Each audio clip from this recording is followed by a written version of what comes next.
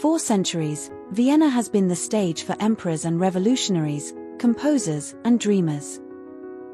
It has seen war and peace, love and loss. But above all, it has endured. And today, we step into its timeless rhythm.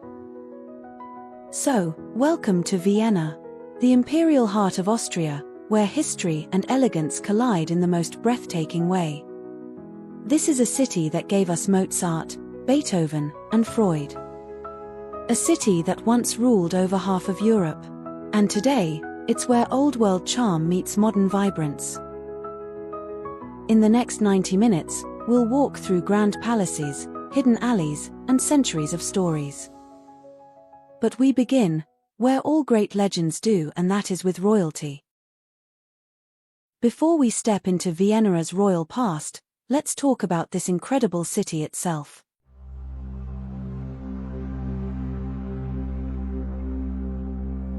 It's a chilly February morning in Vienna, but no snow, just that crisp, fresh winter air that makes you feel like you should be holding a warm cup of coffee at all times.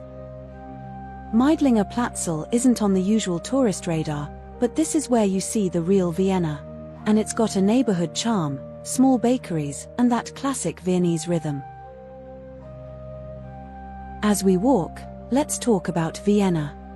This isn't just any European capital, it's a living, breathing time capsule of an empire that once ruled over 50 million people. It's Austria's largest city, home to nearly 2 million residents, and it's constantly ranked as one of the most livable cities in the world. In fact, Vienna has so much history packed into it that the entire historic center is a UNESCO World Heritage Site. If you're flying in, Vienna International Airport is just 20 minutes from the city center. If you're coming from neighboring countries, trains are the way to go, and Vienna's main station, Hauptbahnhof, connects you to Germany, Italy, and beyond, all in style. And once you're in the city, forget taxis. Vienna's public transport is ridiculously good. The U-Bahn, trams, and buses run like clockwork. Vienna sits in northeastern Austria, right on the banks of the famous Danube River. And the city is divided into 23 districts, but for most visitors, the action is in the first district, also called the Innere Stadt or Inner City, in English. And we will bring you there, later in this video, but for now, as I promised you, we will start with royalty. We are walking down a street where emperors once rode in gilded carriages, on your way to one of the grandest palaces in the world. This is Schönbrunner Schlossstrasse, and in the days of the Austro-Hungarian Empire, horse-drawn carriages would roll through here, carrying nobility straight to the palace gates. And this is Schönbrunner Palace. This is the Habsburg answer to Versailles and a real symbol of imperial power. And trust me, the stories hidden behind these walls, well, they are really juicy, so let's go inside.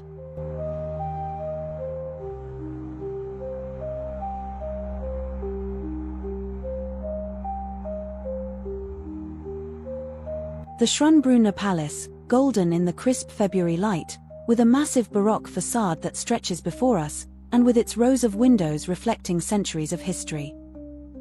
It is the crown jewel of Vienna, as this was the home of emperors, the stage for royal scandals, and the place where Mozart himself played a private concert, at the age of 6.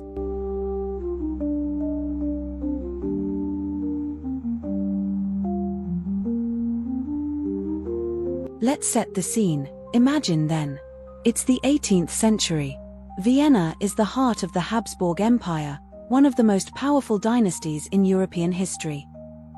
This very palace was where they ruled, dined, and, let's be honest, probably threw some of the wildest royal parties of the time. But before all that, this was just a hunting lodge, and the land where Schönbrunner now stands was once just a forest. It was just a place where emperors could escape the city, ride horses, and, go full medieval on some deer. But then came Emperor Leopold I in the 1600s, and he had a vision, which was, why not turn this into something grand?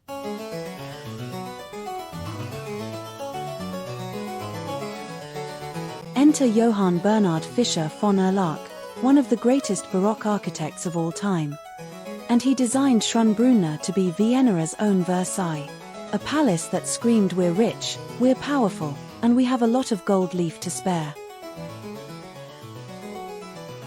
All that was good, but then fast forward a few decades, and along comes Maria-Theresien, one of Austria's most legendary rulers. She looked at Schönbrunner and thought, "It's nice, but let's make it even grander." So she did. And under her rule, Schönbrunner became the extravagant, gilded masterpiece we see today, with 1,441 rooms, massive gardens, and enough chandeliers to make even modern interior designers weep.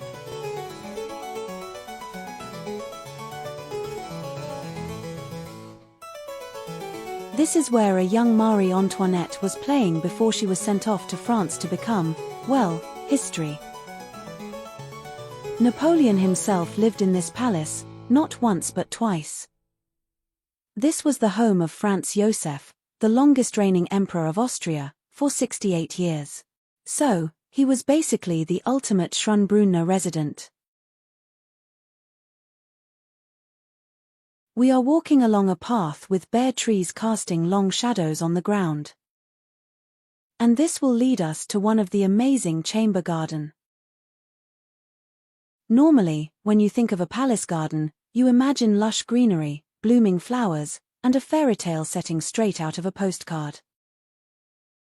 But here we are, it's February, and let me tell you, the chamber garden still has this undeniable, old-world charm, even without all the green.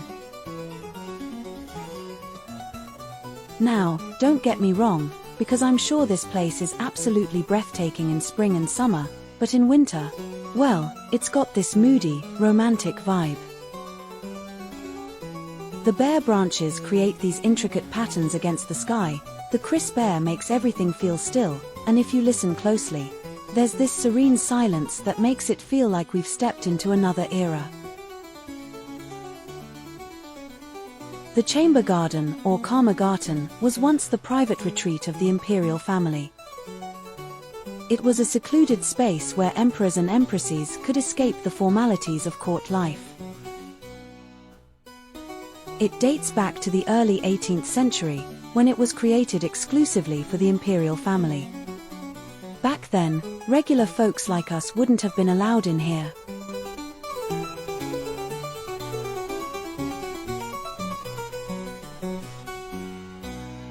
The palace complex encompasses approximately 300 years of history, boasts 1,441 rooms, with a total floor area of about 17,000 square meters. It is complemented by the expansive Schönbrunner Palace Park, which covers approximately 160 hectares, which is about the size of 230 football fields. And it's so huge that you could get lost here. And I mean really lost. The palace offers various tour options, with ticket prices ranging based on the selected tour. And for detailed information on current pricing and available tours, visitors are advised to consult the official Schönbrunner Palace website. Schönbrunner Palace is one of Vienna's most visited attractions, drawing millions of tourists each year who come to immerse themselves in its rich history and stunning architecture.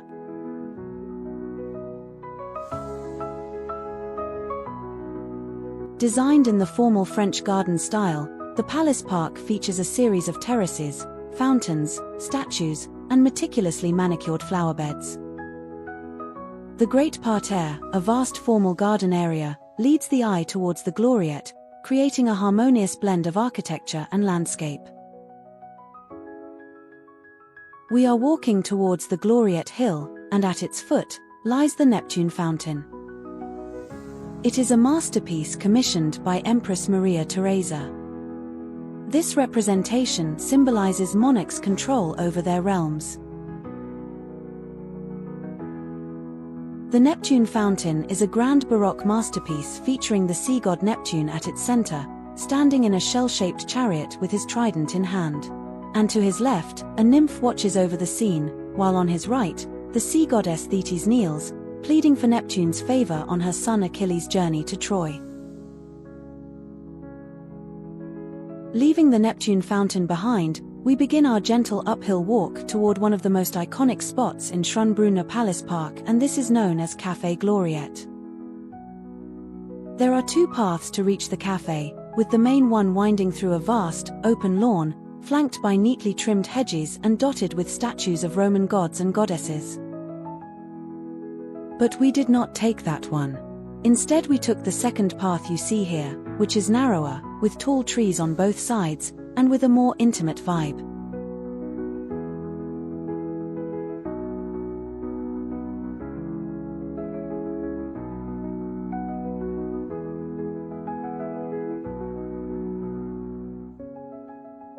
Built in 1775 under Empress Maria-Theresia, this grand pavilion is perched atop the highest point of Schönbrunner Park and was designed to celebrate the Habsburgs' military victories and serve as an imperial dining hall.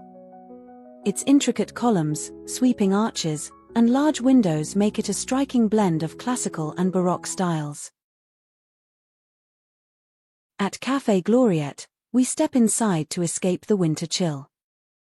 The café, housed within the Gloriette itself, is famous for serving one of the best apple strudels in Vienna, along with rich, velvety Viennese coffee. It's the perfect spot to pause, sip a hot drink, and soak in the imperial elegance.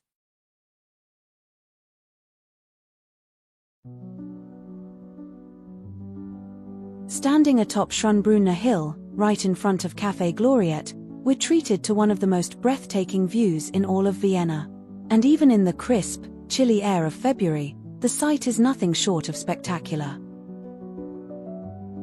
It's no wonder that the Habsburg emperors chose this very spot to build their Gloriette, not just as a symbol of their victories, but as a place to sit, dine, and admire their empire. And speaking of empires, let's dive into a bit of Vienna's rich history, because this city wasn't just built for beauty. It was actually built for power.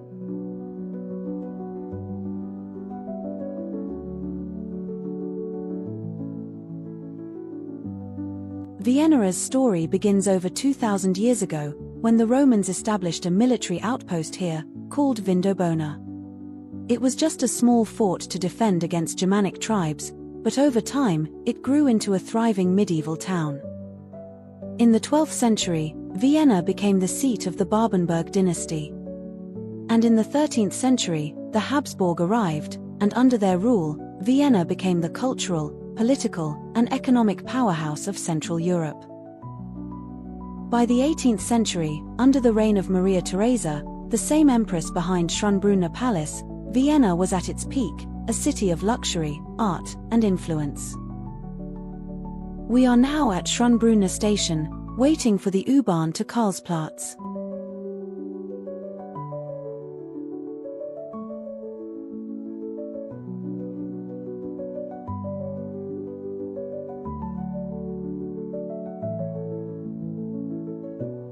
While the city has evolved, it hasn't lost its imperial charm. And the grandeur of Schönbrunner Palace was just the beginning of our journey. But now, we're diving deeper into the heart of Vienna.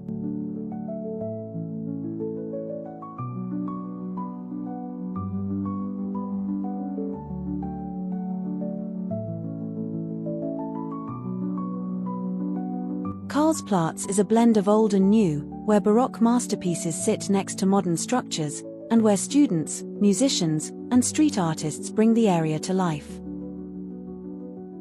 But the star of this square is St. Charles Church, standing majestically with its green copper dome and towering columns. Even on this chilly February day, the church's white and gold facade gleams under the winter sky, making it look like something out of a royal fairy tale. Built in the 18th century by Emperor Charles VI, this church was dedicated to St. Charles Borromeo, a saint known for helping plague victims.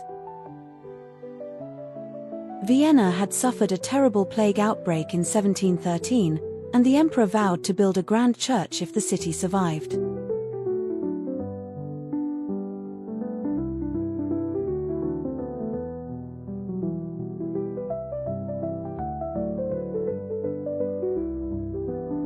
When the plague finally ended, he kept his promise, commissioning one of Vienna's most striking Baroque churches.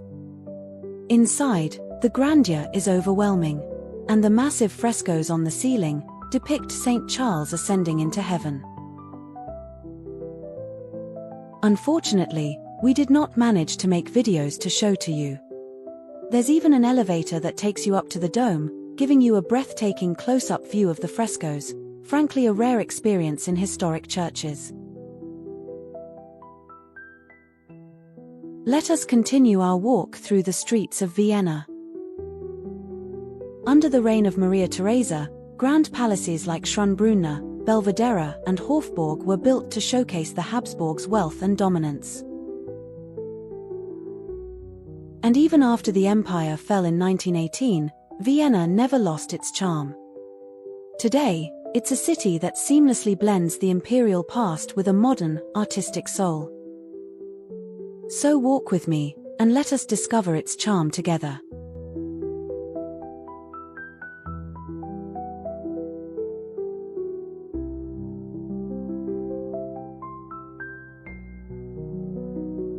As we walk, we pass by the Institute for Geoinformation and Cartography at the Vienna University of Technology, a place dedicated to the science of maps and navigation, fitting for a city that has seen empires rise and fall. From Baroque palaces to cozy coffee houses, from classical concerts to trendy rooftop bars, Vienna remains one of the most enchanting cities in the world. Next, we come across Palais Archduke Karl Ludwig, a beautiful historic palace named after one of Emperor Franz Josef's younger brothers. It's the kind of spot that doesn't appear on every tourist itinerary, but that's what makes walking through Vienna so magical, and there's history hidden in every corner.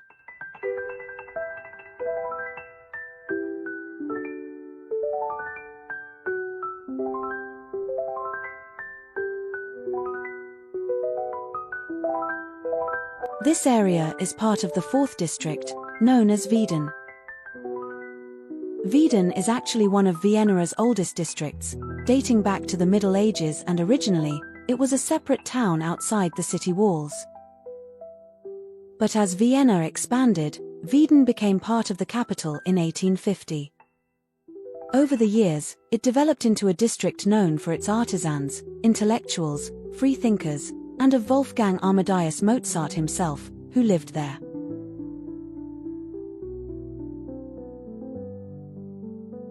We took the U-Bahn from Tobstammengesse to Stephansplatz, and as we exited the station, the sun has already set, and the warm glow of street lamps lit up the facades of old buildings. We are now inside the absolute heart of Vienna, and this is where the city's pulse is strongest, where past and present collide in the shadow of St. Stephen's Cathedral. Walking through Stephansplatz is like flipping through the pages of an architectural history book, because the square is surrounded by a mix of Gothic, Baroque, and modern buildings, showcasing Vienna's ability to blend its imperial past with contemporary design.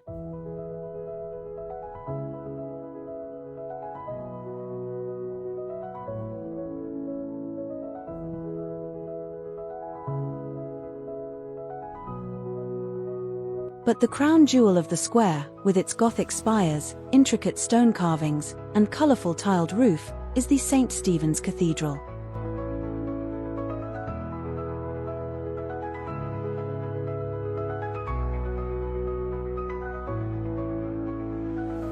It dominates the skyline and has been Vienna's most important landmark for centuries. This cathedral has been standing here since the 12th century, and just think about that for a second. While knights were out fighting medieval battles, this place was already being built. The interior is a place where history and breathtaking architecture converge, and the sheer scale, the towering columns, and the intricate details will leave you in awe.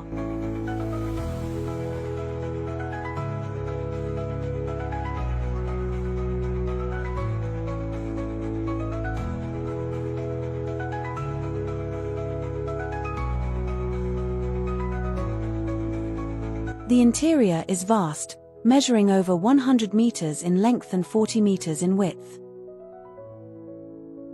A central nave is flanked by 2 aisles, and the ceiling itself rises 28 meters high, creating a sense of overwhelming grandeur. There's a mass going on, and that means we can't go wandering inside and show you more of it. St. Stephen's Cathedral is one of the most important Gothic churches in the world. It's been through wars, fires, and even a near demolition by the Nazis in World War II. And yet, here it is, standing strong. But let me tell you, the interior is simply breathtaking. But we'll come back later. For now, let's explore the square.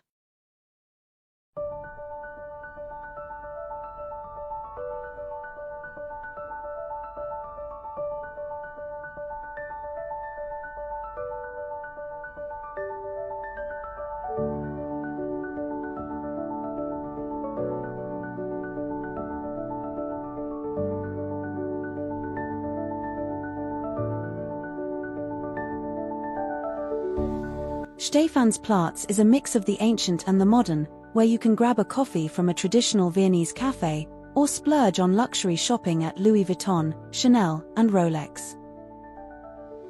The story of Stephansplatz begins in the 12th century, when Vienna was still a growing medieval town.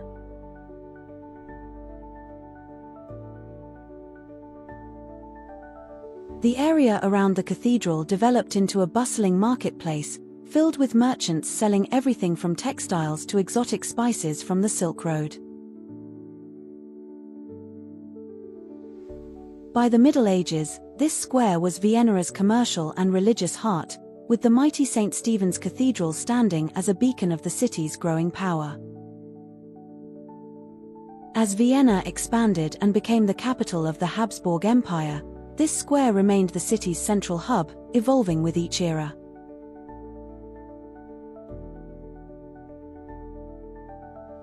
We are along the quieter streets behind the cathedral that reveal hidden courtyards, historic buildings, and the St. Peter's Catholic Church.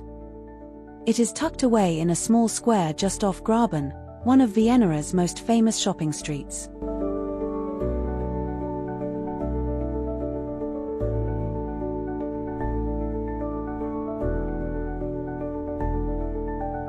The church is a Baroque masterpiece that offers a more intimate, opulent, and ornate experience. And frankly, it is perfect for those who love Baroque excess, golden details, and classical music. The interior boasts one of the most ornate Baroque interiors in Vienna. The entire space is lavishly decorated with gold, frescoes, and sculptures, but the highlight of the church is its stunning frescoed dome, depicting the Assumption of the Virgin Mary, surrounded by angels, saints, and golden light streaming from heaven. The dramatic high altar is a feast for the eyes, and it is dominated by a golden sculpture of the Holy Trinity, and framed by towering Corinthian columns, and features detailed carvings and paintings.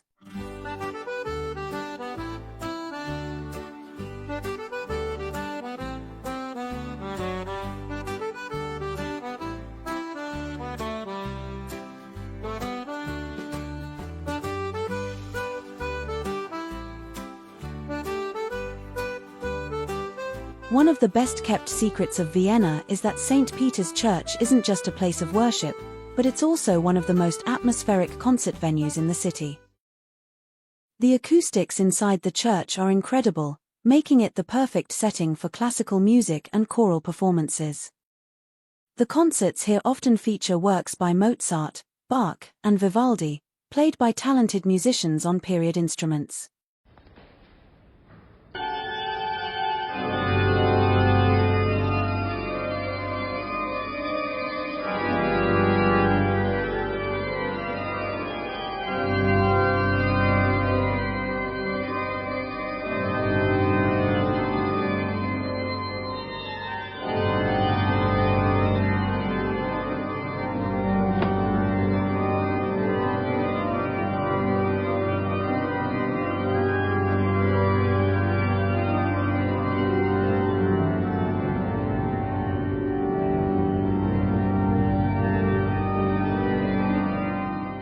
Unlike the larger concert halls, concerts at St. Peter's Church are more intimate, allowing visitors to experience Baroque music in an authentic historical setting.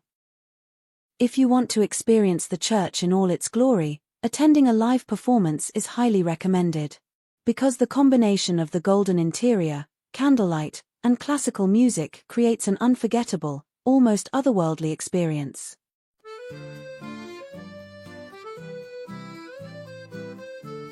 The concert is over, and now, it's time for food.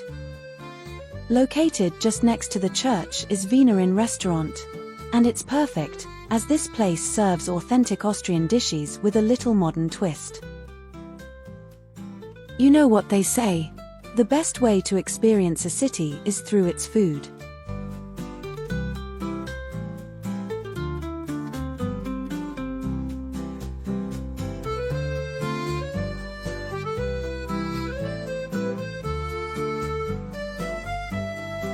After dinner, we take a slow walk down Graben, one of Vienna's most famous streets.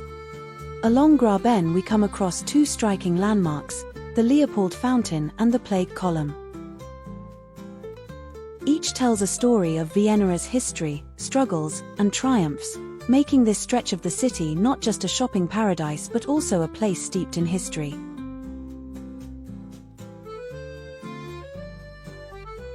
But perhaps the most distinctive of the two is the Plague Column, which is a monument to survival. It's a monument to one of the darkest periods in Vienna's history, namely, the Great Plague of 1679.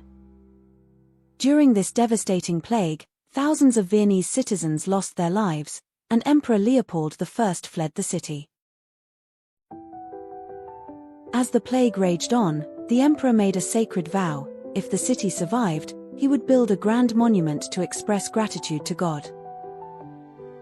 When the plague finally subsided, construction began, and by 1693, the Plague Column was completed, and it is a towering Baroque masterpiece that symbolized both faith and resilience.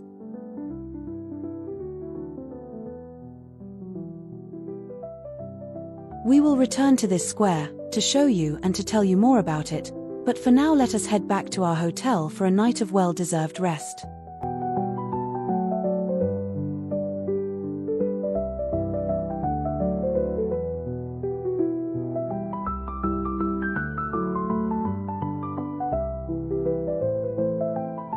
Good morning, Vienna. It's a brand new day, and we're kicking things off right in the cultural heart of the city.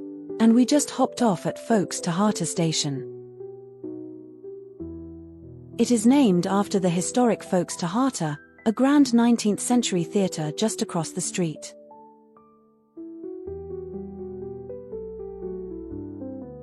So for today, we're diving straight into the world of politics, history, and architecture.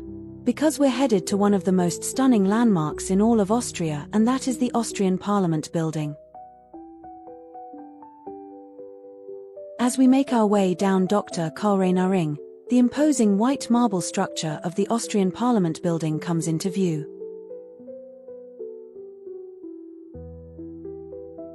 If you didn't know better, you might think this was some grand palace or a temple straight out of ancient Greece.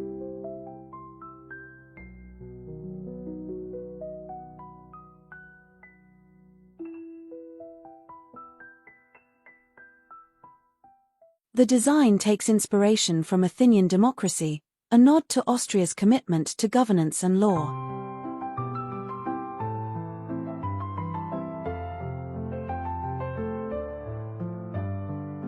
The building itself is decorated with friezes, reliefs, and statues representing justice, philosophy, and civic duty, and just look out for the massive columns at the entrance. There are 24 Corinthian columns standing at nearly 20 meters high, each made from solid marble.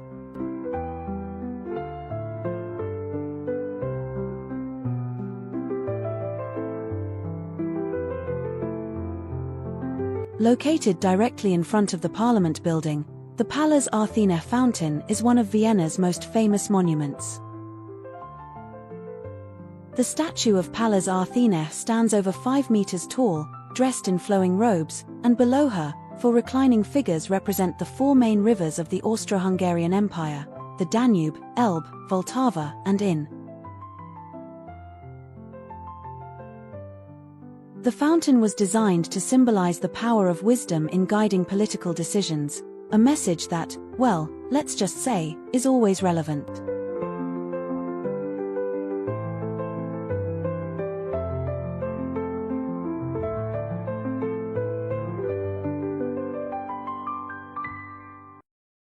The Parliament building houses 183 elected representatives, and you can actually tour the inside for around €10, or even watch live debates if you time your visit right. The interior is just as breathtaking, and there's an assembly hall modeled after the Parthenon, complete with golden chandeliers and a starry ceiling. Before we proceed with our exploration of Vienna, take a moment to support this journey by subscribing to the channel.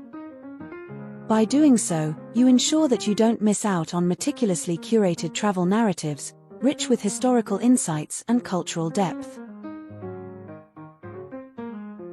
We just walked past Dr. Karl Rainer Denkmal, a rather understated monument dedicated to Austria's first president after World War II. It's tucked away in a small park, a quiet spot amidst all this grand architecture. But the next place we will bring you to is not tucked away at all. And now, if you look to the left, there it is, in all its Gothic glory. And right in front is an absolute winter wonderland. Because an enormous ice skating rink has taken over the square, with strings of twinkling lights, wooden stalls selling hot drinks, and, of course, people gliding on the ice. This is the Rathaus der Stadt Wien, or Vienna's City Hall, and looking at this scene, it honestly makes you wish you knew how to ice skate.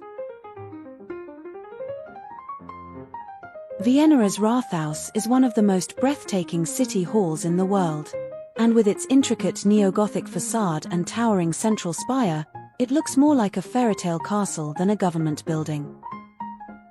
Built in the late 19th century, this was Vienna's answer to the grand city halls popping up across Europe at the time. The design was inspired by Brussels Town Hall, but of course, the Austrians had to go bigger, and with more flair.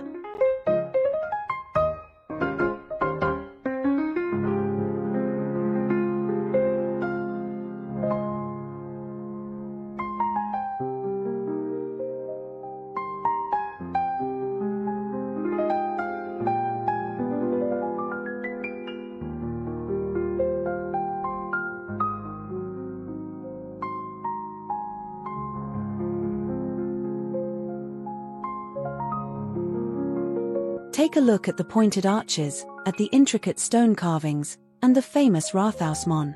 This is a 3.5-meter tall armored statue standing at the very top of the central spire.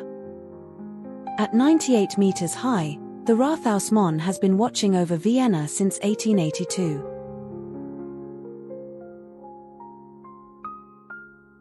The statue was actually made from an old cannon.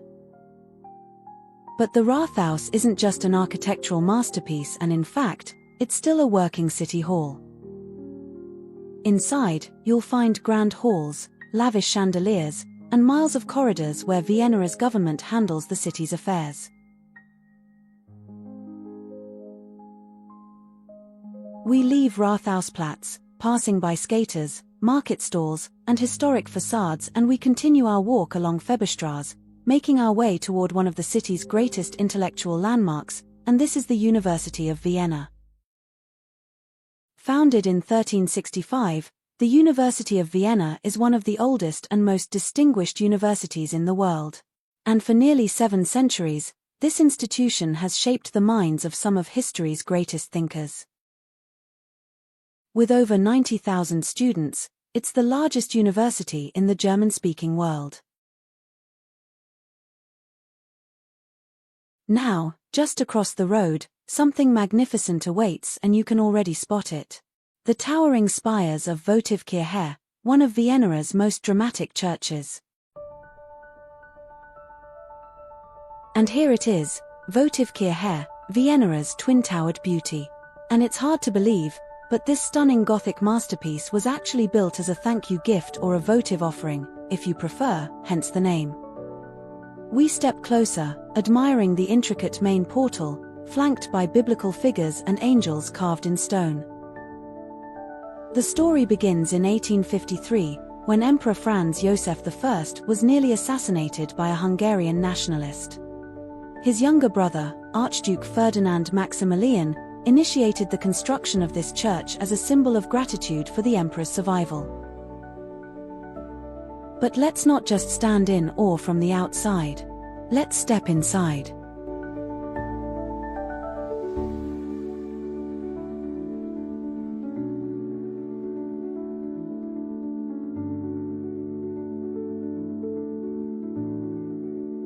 Inside, the atmosphere changes completely, and the city noise disappears, replaced by a sacred silence that echoes through the vast, stone-carved space.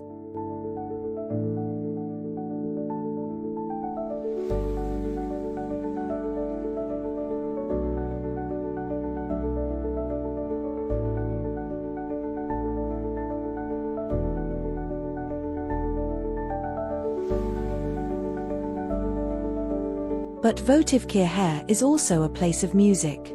And with its perfect acoustics, this cathedral has hosted some of the most breathtaking concerts in Vienna.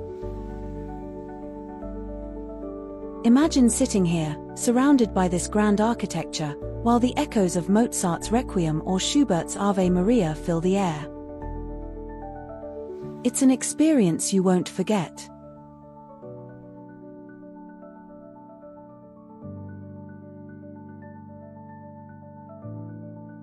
One of the most interesting corners of Votivkirche is the Chapel of the Cross, where you'll find a famous Antwerp altarpiece from the 15th century, a real masterpiece of Flemish art.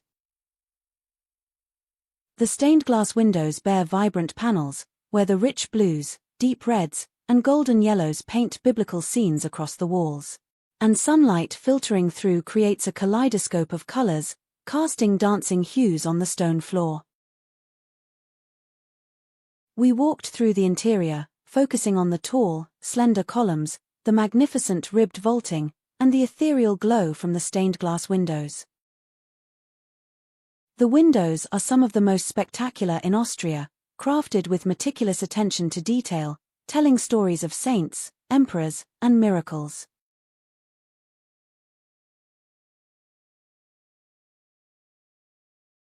Standing 99 meters tall, Votivkirche is one of the most striking neo-Gothic churches in all of Europe. We step outside the church, into the crisp Vienna air, taking in the scene before us. Across the road lies the Sigmund Freud Park, a peaceful stretch of green where students, locals, and travelers take a break from the city's rush. Sigmund Freud Park is a popular hangout spot, especially in the warmer months, where people come to relax, study, or just admire the view of the cathedral.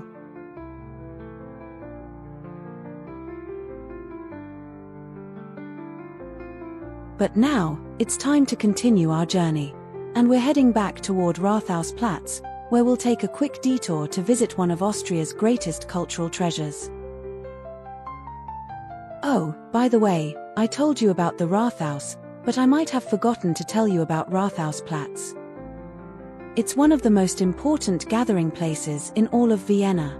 And whether it's a Christmas market in winter, a massive film festival in summer, or just a place for locals to hang out year-round, Rathausplatz is always buzzing with energy. Right in front of Rathausplatz, and right in front of us, is the Burgtheater, and this is Vienna's most prestigious stage and one of the oldest and most important theatres in the German-speaking world.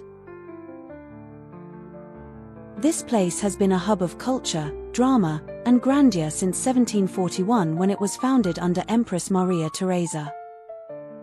But the building you see today is actually the second Burgtheater. The original one, located near the Hofburg Palace, was replaced in the late 19th century with this neo-Renaissance masterpiece. It's known as the National Theatre of Austria, a place where legendary playwrights have left their mark. Even the grand interior is a masterpiece, with its grand staircases, ceiling frescoes, and an auditorium that holds over 1,200 people.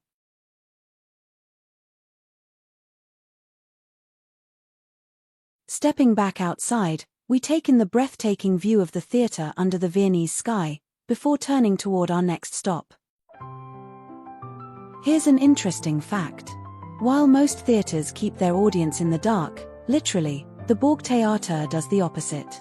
And the auditorium remains softly illuminated even during performances, a tradition dating back centuries.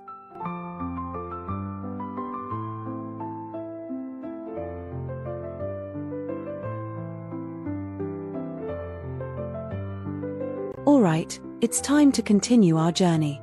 Just behind the Burgtheater is the Volksgarten, one of Vienna's most beautiful gardens. The paths near the entrance are lined with perfectly manicured flower beds, inviting us into this oasis. The Volksgarten, or People's Garden, was built in 1823, and this was the first public garden in Vienna, and it still remains one of the most beloved spots for locals and visitors alike. Even in the colder months, when the roses aren't in bloom, the tranquility here is unmatched.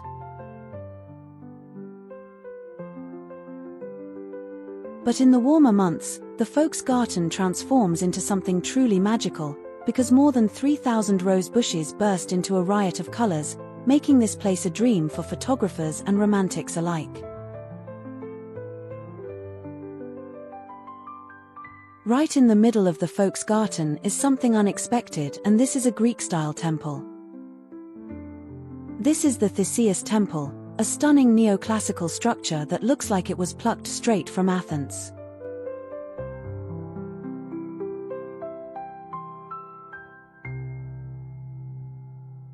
It was built in 1823 as a tribute to Theseus, the legendary Greek hero who defeated the Minotaur.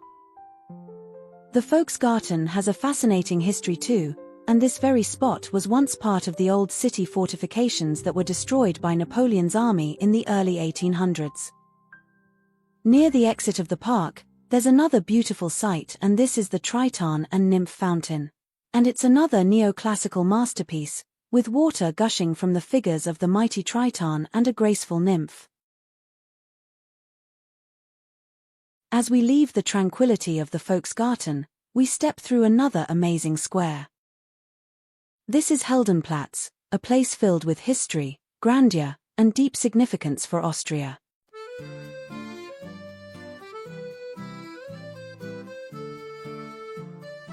Right in front of us is an expansive, open square, flanked by the imposing Hofburg Palace on one side and offering a clear, breathtaking view of the Ringstrasse.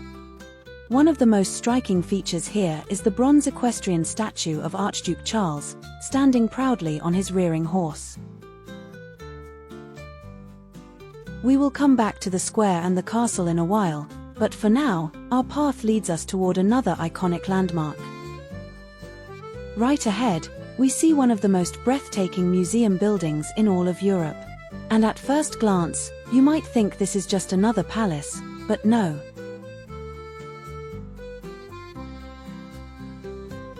This is the Museum of Natural History, home to over 30 million objects, including dinosaur skeletons, meteorites, and even the famous Venus of Willendorf, a 25,000-year-old figurine. But what makes this place even more fascinating is its twin, the Museum of Art History.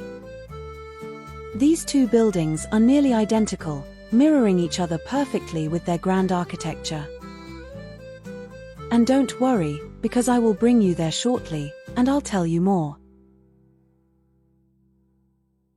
Located in Maria-Theresien-Platz, the Museum of Natural History is one of Vienna's most important cultural and scientific landmarks, and it's impossible to miss due to its striking architecture.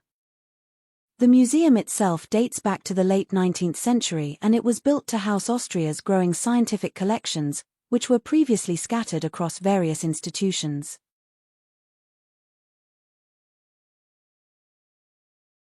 Right across from the Museum of Natural History stands the Volkstheater, a prominent symbol of Vienna's rich cultural scene.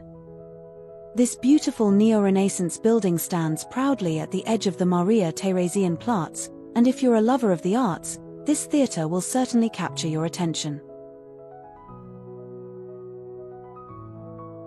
Opened in 1889, the Volkstheater has long been a cornerstone of Vienna's vibrant performing arts scene. The exterior features grand columns, intricate stonework, and detailed sculptures. An imposing structure that conveys a sense of elegance and tradition. The main auditorium boasts a seating capacity of about 1,000, and the interior design is equally magnificent. And golden chandeliers hang from the high ceiling. Right behind the Volkstheater, tucked away on a charming street, lies one of Vienna's most beloved Wurst stands, and of course we had to stop there for a while to enjoy a delicious sandwich. Did you know that the Alt Wiener Würstelstand was featured in Lonely Planet as one of the best street food spots in Vienna? So, it's a testament to its lasting popularity and the quality of the food served here.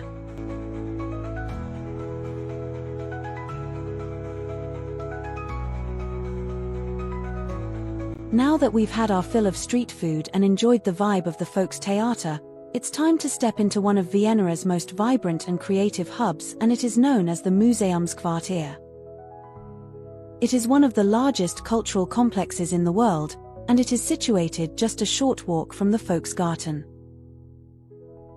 Originally a Baroque imperial horse stables built for the Habsburg monarchy, the area was transformed into a cultural mecca in the late 20th century, housing museums, galleries, and performance spaces.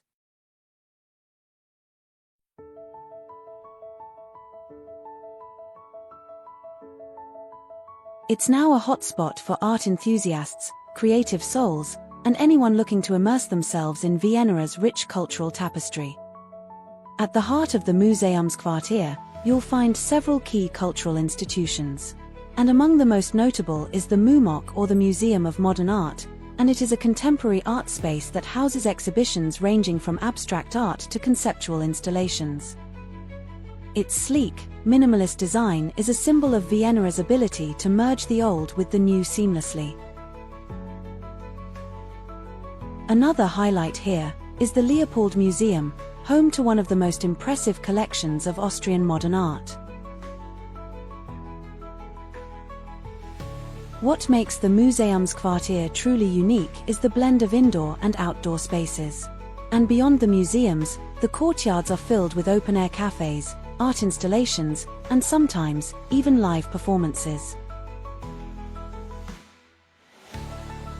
The MuseumsQuartier is always buzzing with activity, from art lovers lounging in the sun to students gathering in the open spaces to work and socialize.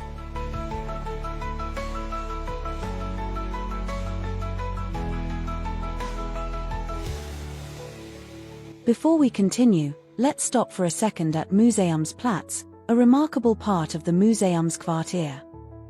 To a festival space with open-air exhibitions, movie screenings, and art fairs. The relaxed vibe here is perfect for taking a break from the museums or soaking in the surrounding architecture. Nestled in the heart of Museumsplatz is a fascinating miniature replica of the entire MuseumsQuartier complex. And this unique and intricate model offers a bird's-eye view of Vienna's artistic hub in a way you've never seen before. After taking in all the art and enjoying the surroundings, it's time to move on with our journey. I've got to ask, are you all feeling a bit tired yet from all the exploring? Do you need a quick break? Maybe a coffee to recharge? Or, if you're still with me and loving the journey, don't forget to hit that subscribe button if you haven't already. Oh, and if you're in the mood for even more travel inspiration, be sure to check out our Prague video. It's another city full of rich history and stunning architecture. I'll leave a link to it at the end of this video. Alright, now that we're all set, let's head over to Maria-Theresien-Platz, one of the most stunning squares in Vienna. Remember we mentioned this earlier when we were talking about the Museum of Art History? Well, Now we've finally arrived at the square, and let me tell you, it's even more breathtaking in person.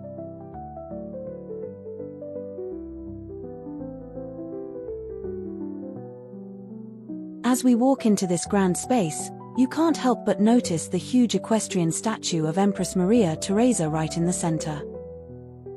Immediately, we're greeted by one of Vienna's grandest architectural wonders, and on the right side, standing tall and majestic, is the Museum of Art History.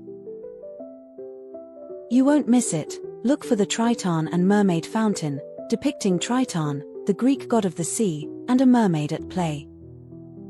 This building, with its neo-Renaissance style, has its facade adorned with intricate statues, large columns, and carvings that echo Vienna's imperial glory.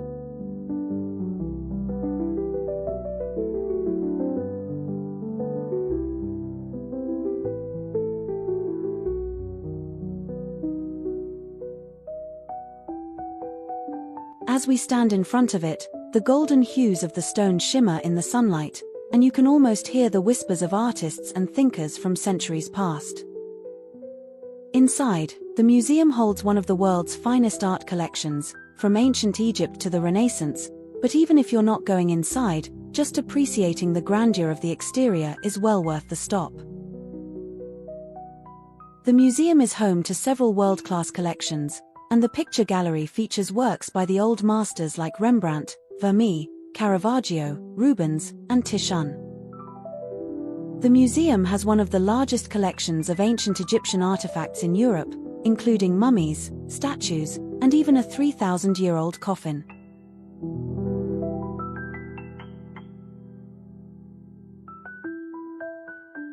Now, as we continue walking across Maria-Theresien-Platz, our eyes are drawn to the central statue, the equestrian statue of Empress Maria-Theresia herself.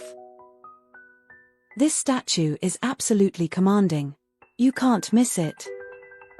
Maria-Theresia, the only female ruler of the Habsburg dynasty, sits proudly atop her horse, gazing across the square as though she's still overseeing the empire.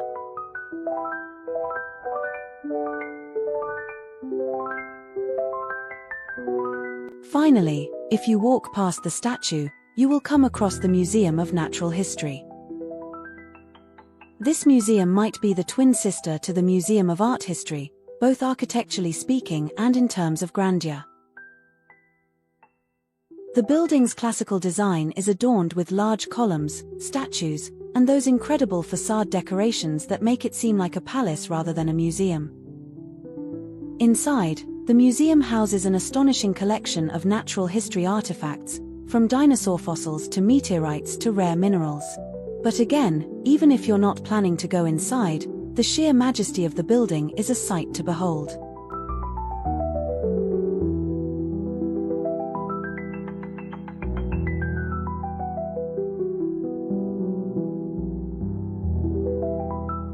We also mentioned Heldenplatz earlier when we admired the Archduke Karl equestrian statue and marveled at the historical grandeur of this central square. But now it's time to really dive into the area and explore it in detail.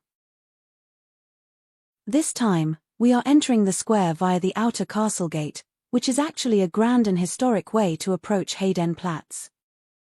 This entrance, marking the outer limits of the Hofburg Palace, gives you that moment of awe as you pass through its impressive archways, leading you directly into the heart of the palace complex and the historic square.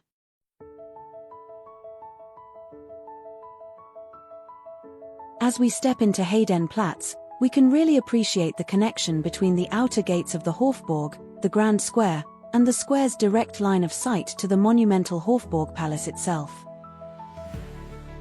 The outer castle gate was originally part of the defensive walls that surrounded the Hofburg Palace, serving as an important passageway for both the royal family and the military.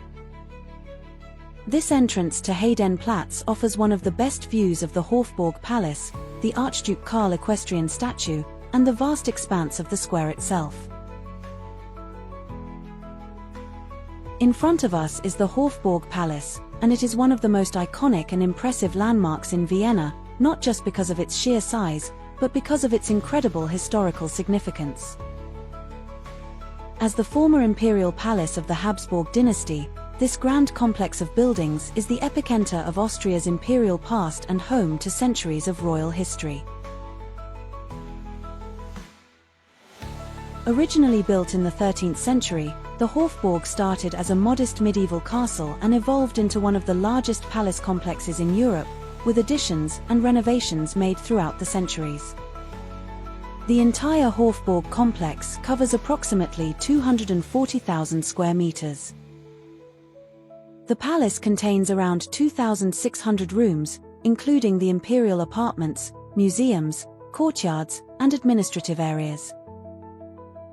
The Hofburg Palace complex also includes extensive gardens, such as the Volksgarten and Bruggarten. We have already the Volksgarten, and if you keep watching, I'll bring you to the Bruggarten later in this video. One of the largest libraries in the world, the Austrian National Library, with millions of books, is also part of the palace complex. You can visit parts of the Hofburg Palace, and it's one of the most fascinating attractions in Vienna. If you decide to buy a combination ticket, which grants access to multiple attractions within the Hofburg, such as the Sisi Museum, Imperial Apartments, and the Imperial Treasury, the price will range from 20 to 30 euros, depending on what you choose.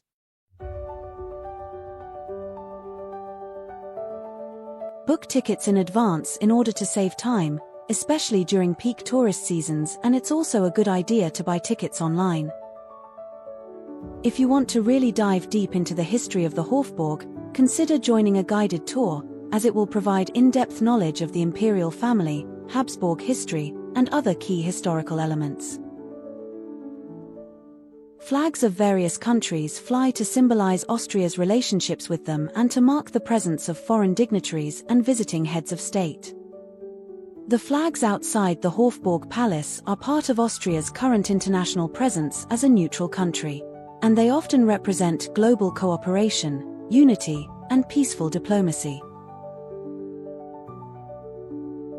As we walk past the impressive flags, we enter a passageway that leads us toward der Burg and the Swiss Gate. This passage, with its unique blend of historical charm and modern vibrancy, is a popular spot for both locals and tourists. The passage is lined with a variety of souvenir shops, where you can find all sorts of items that showcase Austria's culture, from traditional Austrian crafts to Viennese-themed gifts. There are also boutiques and cafes, offering a delightful mix of local treats and international goods.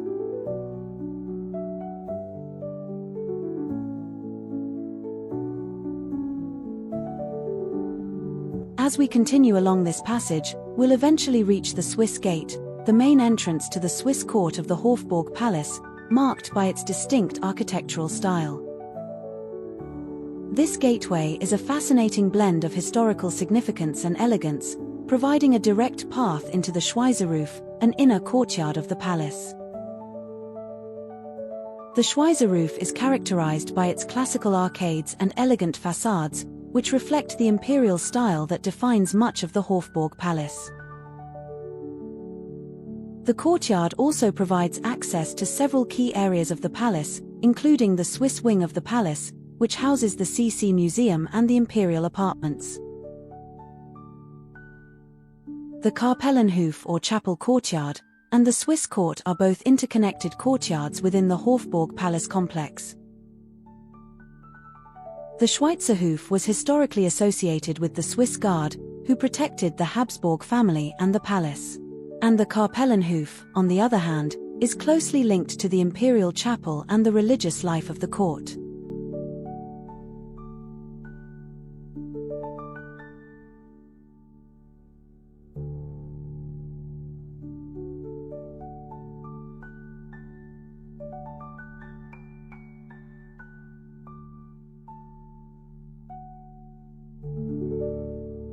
As we stroll toward the garden, we pass by a library building, possibly the Austrian National Library. We are now making our way toward the Bruggarten, and the transition from the tranquil courtyards to the more open areas ahead is like stepping from the historic heart of the Hofburg into the vibrant pulse of Vienna Imperial Gardens. The walk from Kapellenhof to Bruggarten is normally filled with glimpses of Vienna imperial grandeur, with classic courtyards, historic buildings, and quiet paths creating a seamless flow. However, there was some heavy renovation work ongoing, so you are unable to enjoy the full splendor of the area. The Bruggarten itself is a beautiful garden with neatly trimmed hedges, fountain features, and sculptures placed thoughtfully throughout. Stepping into Bruggarten, we're greeted by a green oasis in the heart of Vienna. To our right stands the Schmetterling House, or Butterfly House, housed in a stunning Art Nouveau-style glass and steel structure. It's part of the larger Palmenhaus, a historical greenhouse that once belonged to the Habsburg. And inside, a tropical paradise awaits, with lush plants, small waterfalls, and over 400 free-flying exotic butterflies fluttering through the humid air. Once the imperial gardens of the Hofburg, Bruggarten feels like a world away from the bustling city. Bruggarten is now a peaceful 38,000 square meter public park, offering a serene escape right in the heart of Vienna. Neatly trimmed hedges, elegant statues, and peaceful walking paths make it a perfect place for a relaxing stroll. The garden was designed in 1818 after the old city walls were demolished, transforming part of the imperial grounds into a beautifully landscaped English-style garden. Exiting Bruggarten, we head toward the Albertina Museum, passing by the statue of Abraham as Sancta Clara, a 17th-century Austrian preacher. To reach Albertina Museum, we ascend the broad staircase leading up from street level. As we climb, we pass by the walls of the Albertina, which are often decorated with large posters showcasing current exhibitions. The Albertina Museum is one of Vienna's most prestigious art museums, housed in a former Habsburg palace. It is home to an extraordinary collection of over 1 million prints, drawings, and paintings, including masterpieces by Dürer, Monet, Picasso, and Klimt. But beyond its artwork, Albertina itself is a historical treasure, blending imperial grandeur with artistic excellence. Reaching the top, we step onto the Albertina Terrace, offering one of the best panoramic views in Vienna. Right in front of Albertina stands the monumental bronze equestrian statue of Archduke Albrecht, perched on a high stone pedestal. The statue depicts Archduke Albrecht of Austria-Taschen, presenting him in full military attire, sitting confidently on horseback, symbolizing strength and authority. His larger-than-life monument is one of Vienna's most recognizable landmarks and a popular meeting point for visitors to Albertina. Reaching the top, we step onto the Albertina Terrace, offering one of the best panoramic views in Vienna, like the historic RSM Austria building.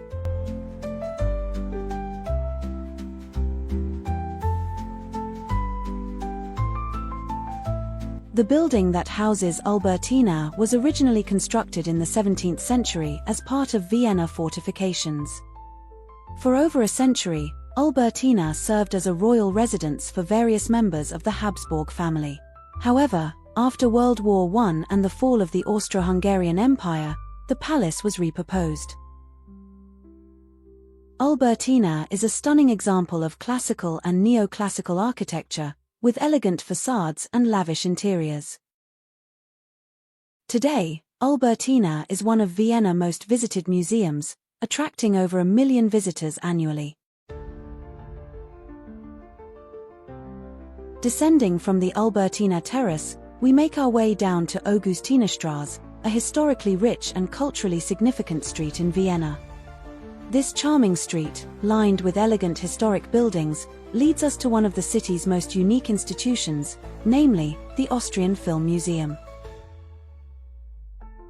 The Austrian Film Museum is a haven for film lovers, and founded in 1964, it is dedicated to the preservation, study, and appreciation of cinema. The museum has an extensive film archive with thousands of rare reels, documentaries, and short films, making it a significant hub for researchers and cinephiles.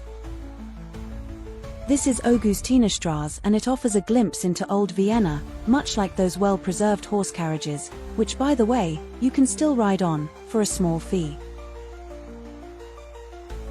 It is one of the highlights of this part of town, and the sight of horse-drawn carriages passing through creates an iconic image of Vienna that adds to the street's nostalgic atmosphere.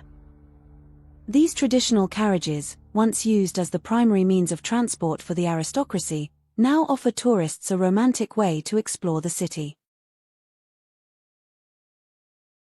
Here, we are also surrounded by centuries-old architecture and elegant facades that reflect Vienna imperial past. Augustinerstraße is also home to several charming boutique shops and hidden cafes, making it a delightful spot to explore on foot.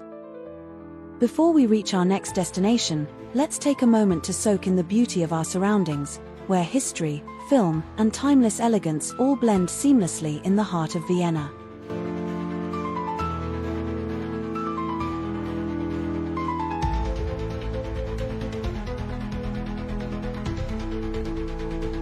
Just a short walk ahead is the Augustinerkirche, or Augustinian Church. Nestled within Josefsplatz, one of Vienna's most elegant and historically rich squares, this church is often overlooked by casual tourists, but it holds some of the city's most fascinating secrets. Founded in 1339, Augustinerkirche was the court church of the Habsburg dynasty for centuries. And many imperial weddings were held here, including Maria-Theresie's wedding to Francis I in 1736. The most intriguing feature inside the church is the memorial sculpture that resembles a pyramid, and it is one of the most famous and unique funeral monuments in Europe. It is the tomb of Archduchess Marie-Christine. The pyramid design is highly unusual for a tomb inside a Gothic church, making it one of the most intriguing sculptures in Vienna. Unlike the lavish Baroque churches found across Vienna, Augustinerkirche retains its Gothic simplicity, featuring high, narrow windows, ribbed vaults, and a long central nave that creates a solemn yet grand atmosphere. The organ, located on the upper balcony, is famous for its rich sound and has been used for concerts and royal ceremonies for centuries.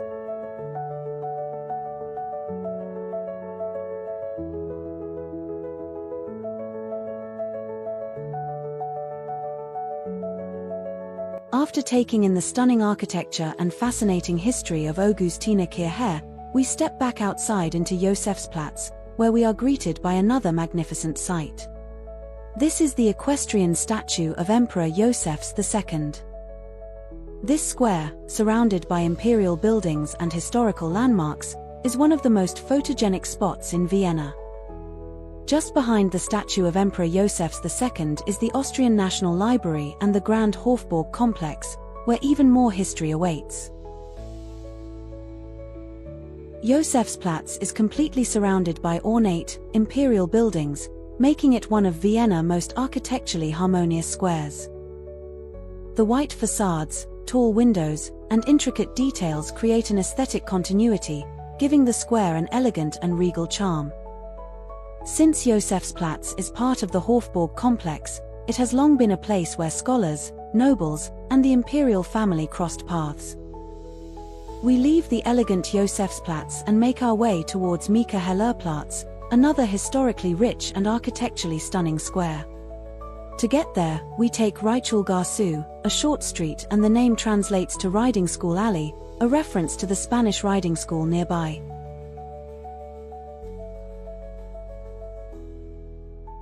It doesn't take long before we reach the magnificent Michaelerplatz, where Vienna imperial history unfolds before us in grand proportions.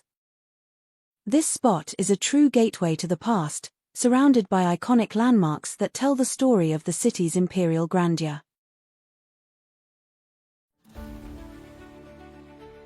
On the opposite side of the square, we find St. Michael's Church, one of the oldest churches in Vienna, dating back to the 13th century.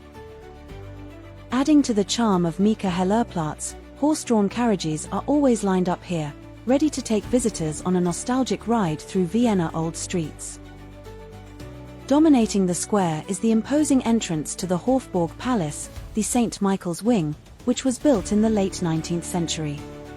Its curved facade, massive green copper dome, and intricate Baroque sculptures give it a commanding presence. But first, let us turn around, and let us visit the St. Michael's Church, because it is often overlooked by tourists who are too focused on the grandeur of the Hofburg and the surrounding squares. But for those who take the time to explore, St. Michael's Church offers an incredible mix of history, art, and architecture. Once you step inside, St. Michael's Church opens up into a beautiful Baroque space filled with ornate decoration, towering columns, and intricate frescoes.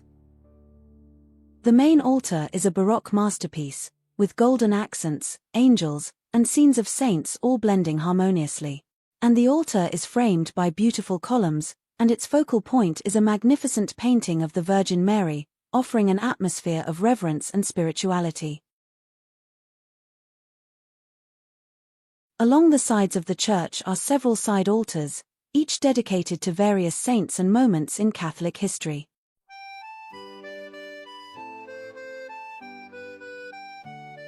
Beneath the church is the Michael's Crypt, a final resting place for several Habsburg princes, as well as some lesser-known but significant figures from Vienna history.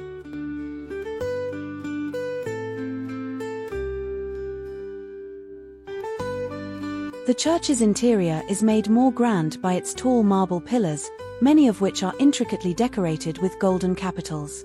And the marble columns support the high arches that form the structure's framework, giving the church a sense of grandeur and height. Above the church, a circular dome dominates the skyline. It's topped with a small lantern, allowing natural light to stream into the interior. St. Michael's Church is an architectural and spiritual gem that provides a deep connection to Vienna history.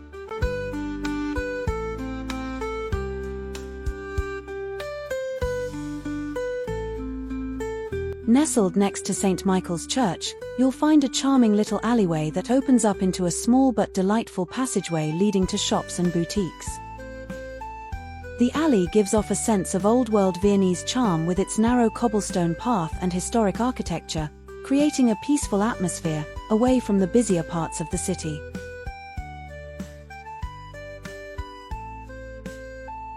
Above the Hofburg's grand entrance, in Michaelerplatz, our allegorical statues represent Austria's power and military strength.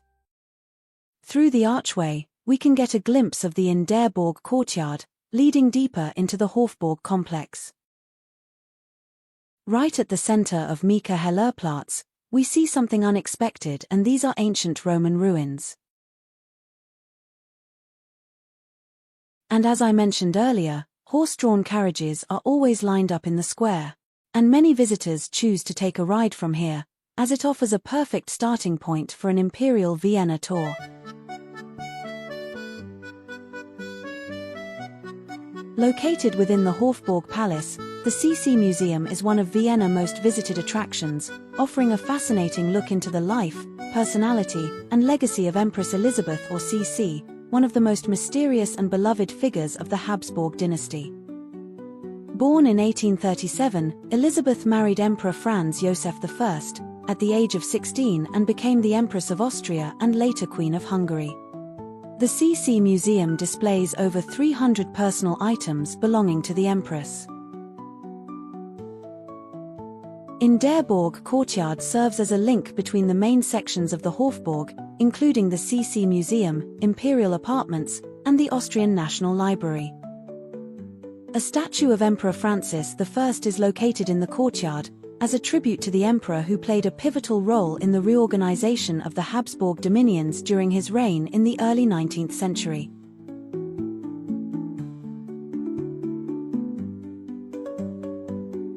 The courtyard itself feels open and airy, a lovely place to pause and take in the architectural beauty. The mix of ancient stone walls, neoclassical facades, and modern touches makes it a fascinating space to explore. And the tranquility of the courtyard contrasts with the hustle and bustle of other areas in the Hofburg Palace, offering visitors a unique way to connect with the history of the place. Alright, it is now time to leave the palace, and to head to our next destination. Just as a reminder then, Vienna, the capital of Austria, is the country's largest and most important city. It sits in the northeastern part of Austria, close to the borders of Slovakia, Hungary, and the Czech Republic. Vienna covers an area of approximately 415 square kilometers, making it one of the largest cities in Europe by area. It is home to about 2 million people, which is nearly 1/4 of Austria's entire population. Vienna is also one of the wealthiest cities in Europe, and the city has a GDP per capita of around 60,000 euros, making it one of the richest regions in the EU. Located in Maria-Theresien-Platz, just a short stroll from Hofburg Palace, is Vienna Maria-Theresien-Platz. The first thing that catches our eye is its asymmetrical tower, which was meant to be much taller, but due to financial constraints, was never completed. Its origins date back to the 13th century, when it was built for the Minorite, also known as the Franciscan monks under the rule of the Habsburg.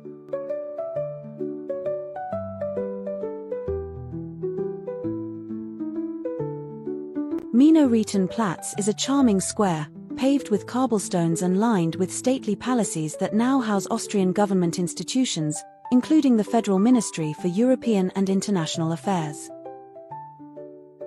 The Austrian Chancellery, where the Austrian Federal Chancellor's office is located, is also nearby, making Maria-Theresien-Platz a center of political power. Stepping inside the church, we are welcomed by a vast, high-vaulted nave, bathed in soft natural light filtering through stained glass windows. The church also houses several Gothic tombs, intricate wooden altars, and some of Vienna's oldest frescoes. It has long been a place of worship for Vienna Italian community, adding another layer of cultural significance. Let's walk around because inside this church, you can find a true masterpiece.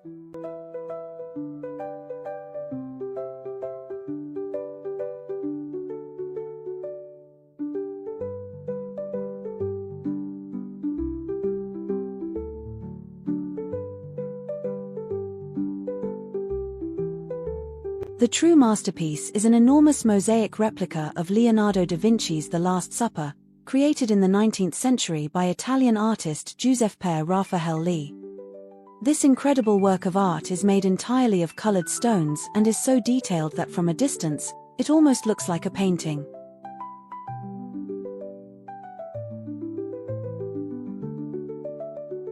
The church's stone-grey facade gives it a slightly rugged, medieval feel, in contrast to Vienna's many Baroque-style churches. Leaving the church, we step back into Maria-Theresien-Platz, and from here, we continue our journey deeper into Vienna historic core, making our way towards the next iconic landmark.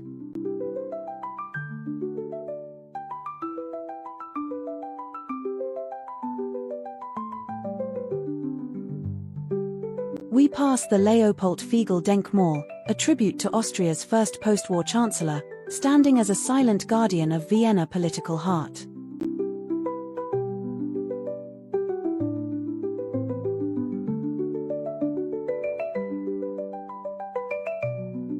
With one hand raised, he holds the Austrian State Treaty, a symbol of Austria's regained independence after World War II.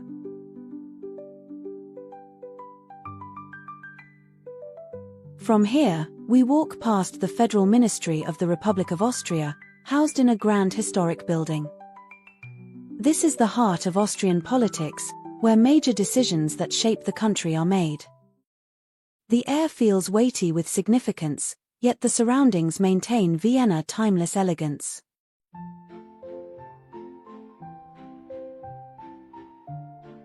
A short stroll away, we find ourselves at the legendary Café Central, one of Vienna's most famous coffee houses. As we approach, we're met with a long line of eager visitors waiting for their chance to step inside this historic establishment. Oh look, someone's car is being towed away. Continuing our journey through the narrow alleys, we soak in the charm of Vienna quieter corners. Away from the main streets, there's a different kind of beauty, which is a mix of hidden courtyards, old-world architecture, and small specialty shops.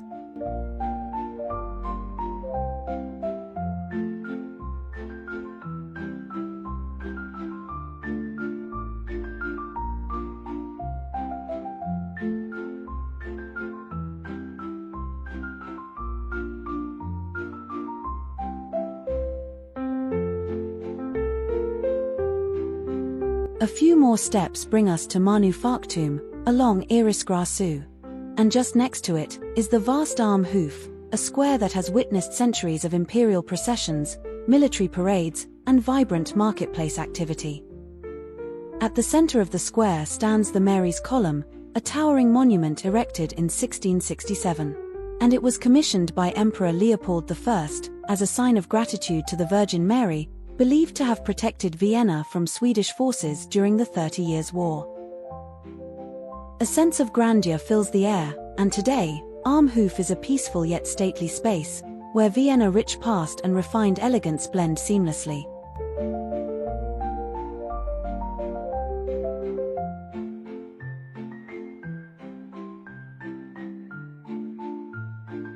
Turning our gaze to one side of the square, we find the Kirche Armhof, a striking Baroque-style church with an elegant white facade. Vienna is a city that wears its history proudly, yet seamlessly blends it with modern sophistication. Every street, every building, and every square tells a tale of emperors and artists, revolutions and resilience, tradition and transformation. And we have walked tens of thousands of steps so far, and spent dozens of hours, stitching together 1,000 video clips, to produce this 90 minutes movie. And as we wander through its imperial palaces, grand boulevards, and hidden alleyways, we begin to understand why Vienna remains one of the world's most enchanting capitals. This journey has taken us from the majestic Schönbrunn Palace to the charming streets of the Innere Stadt, from bustling shopping districts to quiet historical courtyards. Along the way, we have witnessed Gothic, Baroque, and Art Nouveau architecture coexisting in perfect harmony, just as Vienna itself balances its rich past with contemporary vibrancy. As we explore, we experience the contrasts that define Vienna, but what truly makes Vienna special is the way it makes you feel.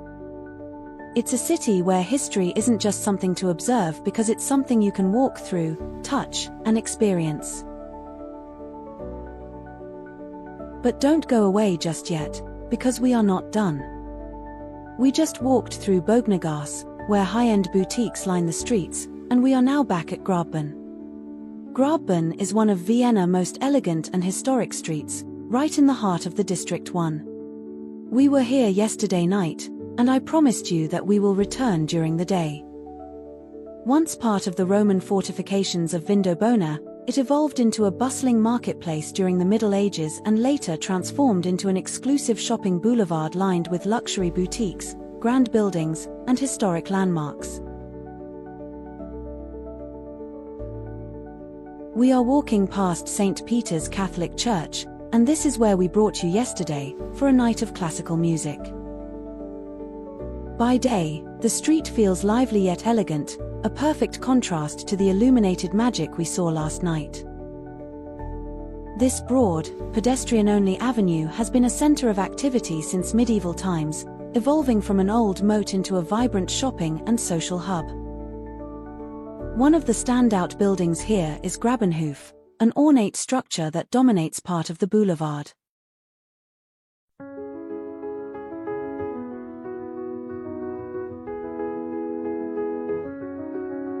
And I am sure you will recall the magnificent Plague Column, built to commemorate Vienna's survival of the Great Plague of 1679. And here it is. See if you can recall it. Flanking Graben's bustling promenade are two beautiful Baroque fountains, and the most popular one being Leopold's Fountain. You can see it here, and it honors Saint Leopold, the patron saint of Austria, depicted holding a model of a church.